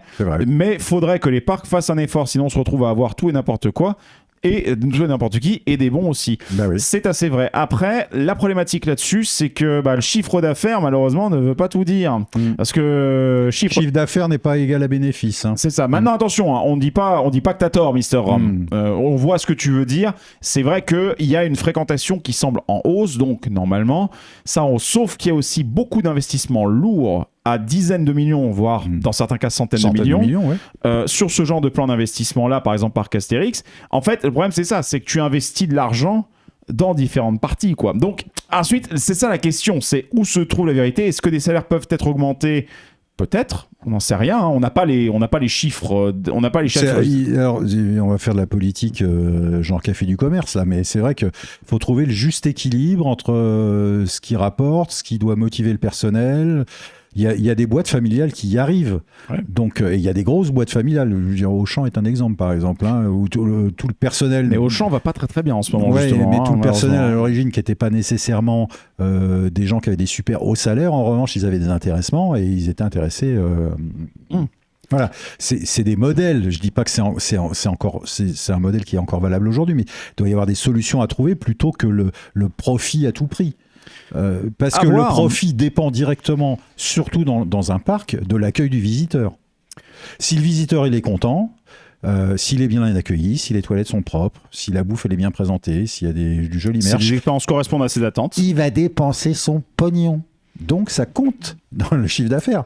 Donc il y a un cercle vertueux là à créer. Je te dis encore une fois, c'est de la RH de café du commerce, mais c'est ça. Voilà, on est puissance parc à la base. On va pas. Ça, c'est une méthode que les frères Gélis ont toujours appliquée. C'est l'accueil des visiteurs est important, le parc doit être beau, les toilettes doivent être propres, la bouffe doit être bonne, etc. Et quand le visiteur est content, il se lâche. Donc il achète un souvenir, il va acheter une glace, etc. Et on sait très bien que le chiffre d'affaires ne se fait pas sur le prix du billet d'entrée. Non, bien sûr. Voilà. Donc, en tout cas, voilà. Mais en tout cas, on en rediscutera de tout ça. On va voir comment est-ce que tout ceci évoluera. Il va faire une revisite, absolument. Exactement. Puis surtout, c'est pas que ça. C'est que le visiteur qui va revisiter, généralement, il va aussi recommander. Amener des gens. Voilà. Absolument. Et pas recommander façon... ensuite, une vidéo comme Mathieu et Carlito qui font le défi tout à 10. C'est... super, parce qu'en plus ça attire l'attention du grand public sur cette machine-là, donc ça va certainement attirer du monde au parc historique, découvrir ça, et c'est cool parce que en plus nous en France qui avons toujours été à la ramasse au niveau un petit peu des sensations, à l'exception d'Alpina Blitz, Monster, Vertica, et quelques autres trucs que je zappe. Quand même quelques trucs. Il y a quelques trucs, mais quand ça. même, quand tu vois par rapport, tu franchis la frontière, c'est quand même un autre délire, que ce soit en Belgique ou en Allemagne. Là, que justement l'attention du public soit attirée sur ce genre de truc, c'est bien. Ça va créer une saine émulation. Absolument. Et c'est une très bonne chose. D'autant plus qu'il y a toute la démarche de communication du parc Astérix sur la vulgarisation de certains termes, les airtime, genre de trucs pour nous autres. Voilà. Mais c'est bien que ça a été justement le cœur du truc. Ils ont donné à manger aux journalistes, les journalistes ont pris, ont répété, et ça, ils l'ont bien fait. Donc ça, c'est une bonne chose. Maintenant, la problématique qu'il y a derrière ça, c'est what's next? Faut aller plus loin. Et pour ça, EP Forever, ça vaut pas le temps. Oui, on sait, mais t'inquiète pas, il y a peut-être du nouveau qui va arriver en la matière en France dans pas très très longtemps, donc bon, on verra bien.